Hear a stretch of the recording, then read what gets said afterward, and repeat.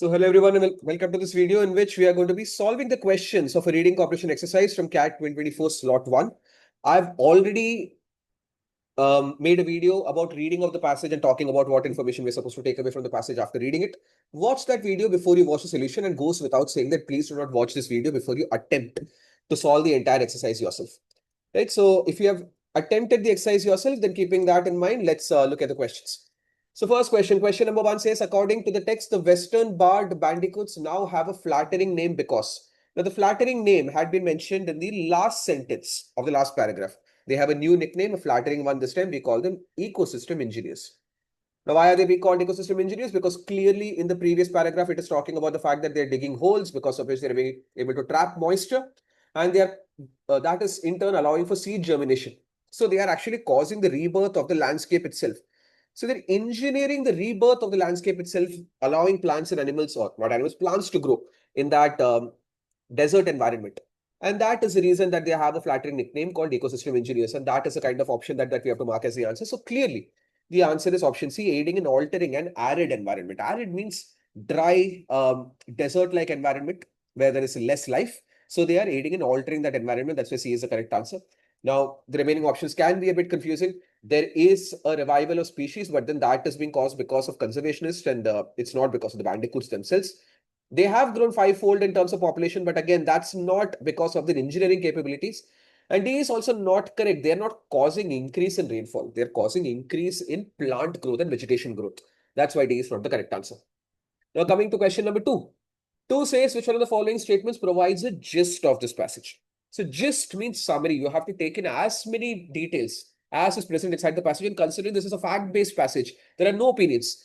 So the option which captures more of the facts given inside the passage will be the better answer. And if you look at all of the options, you will realize only one of the options actually captures a greater degree of facts which have been documented in the passage, which is option C. Now, why not A and B? Because A and B get a few facts wrong, but beyond that, they also leave out a part of the passage. So what are the facts that A gets wrong? A talks about leads to the extinction of the Western barred bandicoot. Remember that they are not extinct. Conservationists have managed to revive the population quite a bit. So A, that's why, is factually not the correct answer. B seems like everything is true because it only says led to their annihilation. Also, annihilation means utter and complete destruction as well, close to extinction. But you can still say that it doesn't say extinction specifically. But A and B are both wrong because of one reason, that they are not talking about the revival of the species part of the passage at all.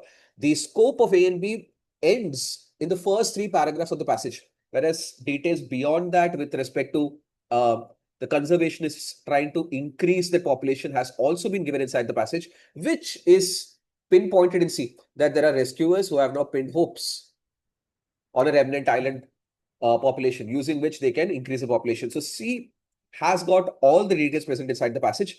And D is wrong because D doesn't even mention bandicoots, which is the main topic of discussion. It just talks about marsupials in general, which is not what the passage is about. So in the absence of the word bandicoots, an option cannot be the correct answer. And that is why D is absolutely incorrect as well. I think 2 is also an easy question. Both 1 and 2, in my opinion, pretty easy to answer. And plus this passage is also pretty simple to read. So I think both of these everyone should get correct. Question 3 says, which one of the following options does not represent the characteristics of the Western barred bandicoot? Again, a fact-based question. You have to go back to the passage, check the fact, come back and mark that option, which is not the correct answer.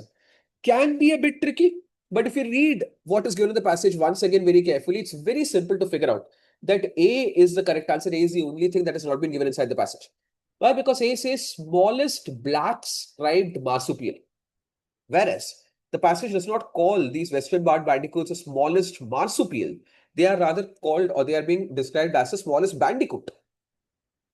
So that one detail makes option A incorrect. So if you go back to the passage, it might take a bit of time and effort. Go back to the passage and check word for word which option is given and which is not. You'll find that in the very first paragraph, B is given, C is given, D is given. Only A is not exactly given. It's been distorted. So it is testing a bit of attention to detail, but beyond that, it's not a difficult question either. I would put this for anyone who is seriously preparing for the CAT paper. They should mark A as the answer. And it's very possible to mark it as long as you're being careful with respect to every single word given inside the passage. And lastly, last question number 4 says the text uses the word exclosures because wild deserts has adopted a measure of.